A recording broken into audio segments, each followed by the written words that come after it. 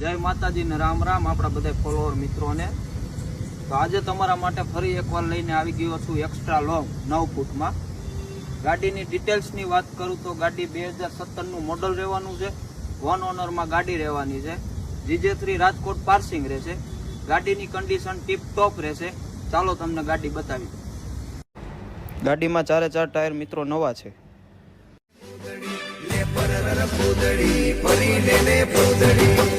મારી વાલી રે ભાઈબંધો મારા તારી કસમ ખવડાવે, ભાઈબંધો મારા તારી કસમ ખવડાવે, કસમ કેમ તોડું।